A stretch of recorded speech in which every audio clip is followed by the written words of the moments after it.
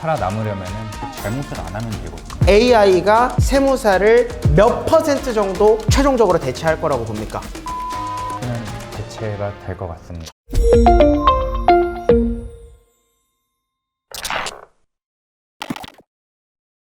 The generation of AI revolution. 전 세계 경제 전문가들이 꼽은 상위 직업 가운데 빠지지 않고 등장하는 직업이 있습니다. AI에 대체될 만한 가장 강력한 직업, 세무사 그리고 회계사거든요. 하지만 현직에 있는 세무사와 회계사 여러분은 아직 그런 미래를 생각하지도 못하고 있고요. 방심하고 있고요. 진짜 위기는 무엇인지 아십니까? 위기인데도 불구하고 위기인지 모르는 것이 진짜 위기입니다. 이분 정신 좀 차릴 수 있도록 AI 그리고 인간의 조건에서 이분을 모셔봤습니다. 5년 후 어떻게 될지 모르는 사람 1위, 국세청이 관심을 갖고 지켜보는 사람 1위, 고생해서 자격증까지 따고 이제 좀 자동 사냥인가 했더니 가장 위험한 직업군으로 꼽히는 사람 1위, 세무사 개영진님을 모셔보겠습니다. 반갑습니다. Yeah, nice to meet you. 홈택스. 홈택스 very good. 국세청? 알럽 너무 좋아합니다. 왜 그렇게 사랑하시는 거예요? 저 잡아가지 말라고. 네, 저 깨끗합니다. 개영진 세무사님 정식으로 self introduce 부탁드리겠습니다. 네, 안녕하십니까. 저는 세무사 개영진이고요. 현재 양재동에서 장안절세연구소라는 상호로 사업을 하고 있습니다. 보통 이제 세무 기장 대행이랑 절세 컨설팅 위주로 일하고 있습니다. 좋습니다. 저 같은 사람이 가장 존경하고 사랑하고 자, 그러면 단도직입적으로 여쭤보겠습니다. AI, Artificial Intelligence의 위협을 느낍니까? 저는 지금 체감은 안 되는데 주변에서 많이 느낀다고. 주변 세무사요? 아니면 그냥 주변인데요? 세무사요.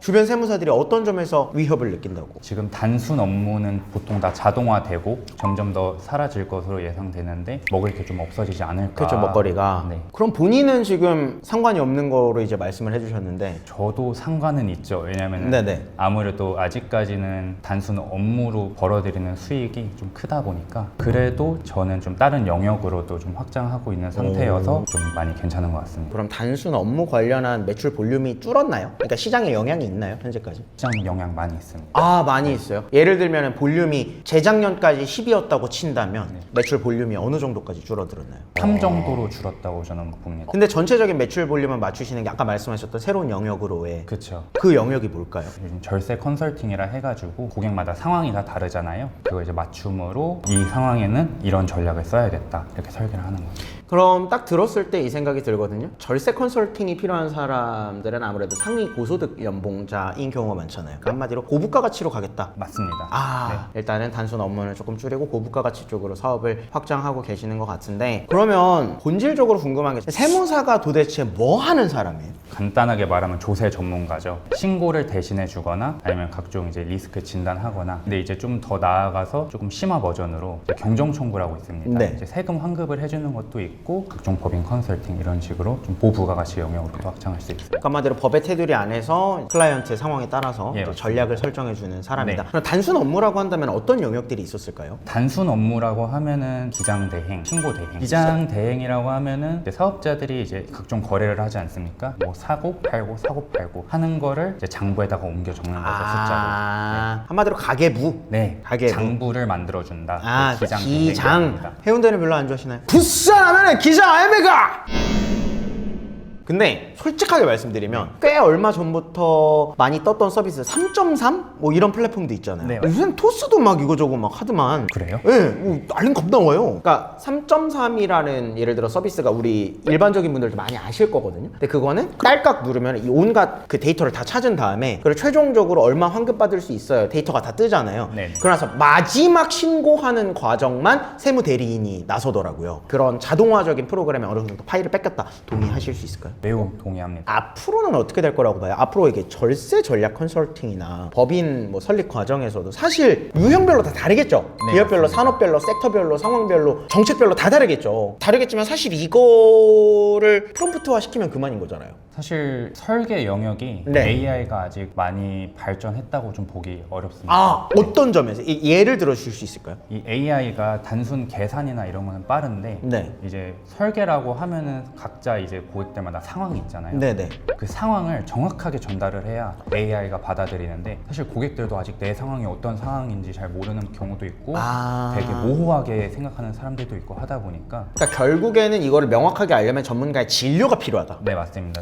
진단. 전문가가 나서서 명확하게 딱 설정을 해준 다음에 AI에 넣든가 해야 되는 거죠. 조금 궁금한 게 얘네들이 이런 케이스가 100개만 모여도 흉내는 낼 수 있지 않을까요? 낼 수 있을 건데 네. 과연 그게 최적의 방안인가 그 검증하는 건 결국에 또 세무사의 몫이라고 볼 수 있습니다. 아, 그러면 그런 면에서는 아직까지는 멀었다. 네, 아직까지는 그쪽 영역까지는 멀었습니다. 사업가들이 결국에 AI보다는 사람으로부터의 신뢰를 얻고 싶어 하거든요. 그쵸. 내 AI 파트너. 네, 맞습니다. 결국에 같이 가는 동반자를 한 명 필요하다. AI한테 물어보고 나서도 이거 맞는 건가요? 이렇게 질문이 들어오신 분도 계세요. 그만큼 아직 AI를 100% 신뢰하지는 않고 있다는 거죠. 근데 그것도 있잖아요. 예를 들어 지금 같은 경우에는 여기가 완전 단순 업무고 여기가 완전 고부가 가치예요. 그러면은 얘네 AI의 역량이 조금 더 강화가 되면 마찬가지로 여기 헤드 세무사가 있고 이 중간 정도 업무 처리를 AI가 해주게 되면 세무사가 존재하는 건 맞지만 원래는 세무사가 10명 필요했던 일을 한 명만 있어도 할 수 있는 상황이 만들어질 수 있는 거잖아요. 그렇죠. 그런 식으로 파이가 점점 잠식될 거라고 생각을 하는 거예요. 이게 결국에 업무를 조금씩 먹어가면서 네. 이 세무사 업의 형태는 점점 사라질 거라고 생각을 해요. 제가. 업의 형태가 사라질 업의 것이다. 형태는 점점 사라지겠지만은 이제 세무사의 가치는 이제 재편이 돼야 되는 거죠. 맞춰가지고 간단히 정리하자면은 세무사가 이제 단순 신고 대행자에서 리스크를 관리하고 이제 전략을 함께하는 파트너로 이제 진화를 해야 된다고 생각을 합니다. 근데 몇 살이세요? 아, 저 27입니다. 아, 어린이네. 저 30입니다. 인사 한번 하세요. 감사합니다, 형님.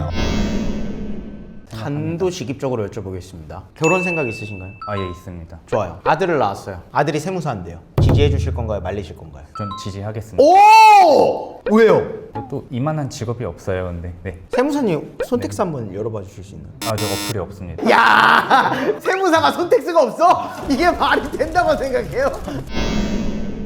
제가 AI한테 한번 세금 상담을 해보는 거죠. 세금 상담을 해보고 또 세무사님한테도 한번 세금 상담을 해보고 이 퀄리티 차이가 어느 정도가 될 것인가. 한번 도전해보겠습니다. 도전? 네. 좋아요. 자, 먼저 저는 as a freelancer입니다. 좋아하시나요? 프리랜서. 네. 좋아하시지 않나요? 네, 좋아합니다, 프리랜서. 네. 얼마나 좋아하시나요? 1부터 10 중에 네. 한 7 정도 좋아합니다. 아이씨. 네. 세무사님, 그러면 저는 이제 프리랜서 쇼호스트로 일을 하고 있어요. 네. 이제. 근데 저 같은 경우에 예를 들어서 종소세 신고를 할 때 공제받을 수 있는 항목이 뭐 어떤 게 있을까요? 쇼호스트라고 하면은 혹시 비용이 발생을 하잖아요. 어떤 종류의 비용이 발생하나요? 일단은 주유비도 발생, 주유비요. 이동해야 되니까 네. 밥 먹어야 되고요. 네, 식대랑 화장품 사야 되고 그다음에 시술도 받고요. 이제 슈링크랑 있는 후미 유지비. 잘생겼잖아. 또 핸드폰 같은 거 쓰시잖아요. 네네. 아, 통신비도 다 돼요? 그렇죠. 어떻게 보면은 쇼호스트 할 때 전화 필수잖아요. 야, 그러네. 네. 소득 공제로 가면은 혹시 이제 형제 자매 있어요. 있는데 같이 안 살아요. 1인 가구예요. 1인 가구시고 우리 집 놀러 올래요? 뭐 사주시나요?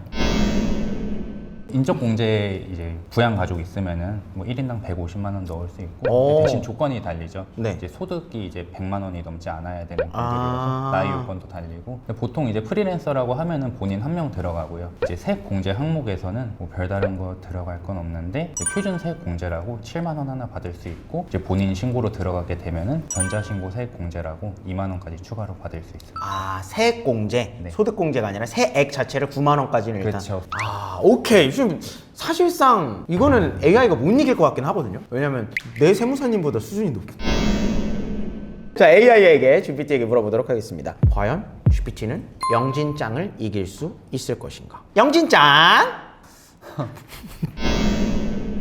GPT야, 너 내 직업 알지? 나 프리랜서 쇼호스트인데 나 5월에 종소세 신고하잖아. 근데 이거 신고할 때 내가 어떠한 항목에서 공제를 받을 수 있을까? 이거 컨설팅 한번 해줄래? 물론이야. 공제 가능한 주요 경비 항목 항목. 다음 항목들은 사업소득 경비로 인정받을 수 있는 가능성이 높아 단 업무 관련성이 명확해야 하고 증빙자료, 세금 계산서, 카드의 영수증 등 확보가 중요해. 방송 촬영 관련 직접 비용, 촬영 장비, 조명, 마이크, 카메라, 짐벌, 삼각대 등 의상 및 스타일링, 방송용 의상 헤어 메이크업 비용, 홍보 브랜딩 관련 비용, 도메인 홈페이지 운영비, 예, 김선우 공식 홈페이지 유지비, SNS 광고비, 네이버 검색 광고비, 포트폴리오 인쇄비, 기사 콘텐츠 제작비, 명함 인쇄비 등도 해당. 교통 출장비, KTX, 택시, 주유비, 톨비 등. 단, 업무와 관련된 지역 이동일 것. 다 되는구나. 출장 중 숙박비, 교육, 자기개발비, 퍼스널 브랜딩, 콘텐츠 기획, 마케팅 교육 등 통신비 및 구독료, 휴대폰 요금, 업무용 인터넷, 영상 편집 툴 구독료, 음악 스트리밍 서비스, 인정받기 어려운 항목, 사적 의류 비용비, 일상복 일반 비용은 경비 불인정,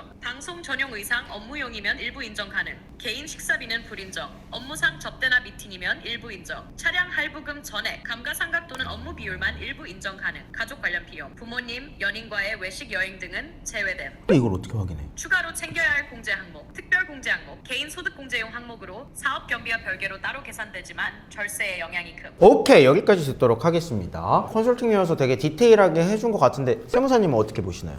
10점 만점에? 사실 제 기준에서는 한 7점? 네. 근데 다만 이제 고객 입장에서 봤을 때 과연 이 전부를 알아들을 수 있을까 봤을 때 업무용 차량이라는데 이 업무용 차량의 범위가 어디까지야? 맞아. 이런 식으로 사실 그것도 풀어서 말할 순 없잖아요. 그렇죠, 이게 그렇죠. AI가 단순하게 이렇게 탁탁 툭툭 던지는 식으로 말하다 보니까 그런 부분에서는 조금 미흡한 것 같고, 또 아까 특별 공제 항목이라고 있는데 프리랜서는 사실 사업자거든요. 네네. 그래가지고 특별 공제는 이제 근로자들 공제해 주는 거기 때문에 네. 이제 사업자가 이제 근로소득이 없으면은 둘이 같이 있으면 받을 수 있는데 네. 사업자 프리랜서 소득밖에 없다 하면 특별 공제 항목은 뭐 못 받는다고 봐야 되거든요. 근데 여기는 받을 수 있다고 이렇게 말하잖아요. 이게 AI가 할루시네이션이라고 있어요. hallucination. 네, 뭐 이게 진짜인데 진짜로 말하는 게 있고, 맞아. 가짜인데 진짜처럼 말하는 게 있어요. 교묘하게. 네, 그거를 이제 잘 걸러서 들어야 되는데 일반인 입장에서는 그게 힘들다는 거죠. 그리고 또 궁금한 게 뭐 가산세를 피하려면 어떻게 해야 되나, 뭐 절세하려면 어떤 방식으로 소득을 나눠야 되나, 이런 질문들에 대해서 어떻게 생각하세요? 사실 가산세 피하려면 어떻게 해야 되죠? 라는 질문 자체가 가산세는 뭘 잘못했을 때 나오는 거잖아요. 네네네. 그러면은 해결할 수 있는 방법이 그 잘못을 안 하면 되거든요. 죄송할 짓을 하지 마라. 그렇죠. 근데 저는 그런 식으로 세금 신고를 하진 않아서 저는 세금을 오히려 내고 싶은 사람이에요. 세금 내고 싶어요. 자, 그러면 오늘 결론을 한번 내보도록 할 텐데, 우리 개영진 세무사님께서 생각하시는 AI가 세무사를 몇 % 정도 최종적으로 대체할 거라고 봅니까? 향후 5년에서 10년 뒤에. 절반까지는 대체가 될 것 같습니다. 절반까지는 AI가 가져갈 것이다. 앞으로 AI와 세무사와의 전쟁을 지켜봐 주시길 바라겠습니다. AI가 지금 무섭게 세무 시장을 위협하고 있는데 살아남으려면은 AI를 꼭 활용해야 되고, 너무 AI를 배척하지 말아주셨으면 합니다. 선배님들 화이팅! 화이팅! 안 그러면 후배가 대치동의 건물이 3개가 될 수도 있어요. 대치동 추가 매입 가자! 가보자고. 잠깐만, 아직 카메라 안 꺼졌죠? 몇 개예요 지금? 한 개요. 큰 거 하나. 아유.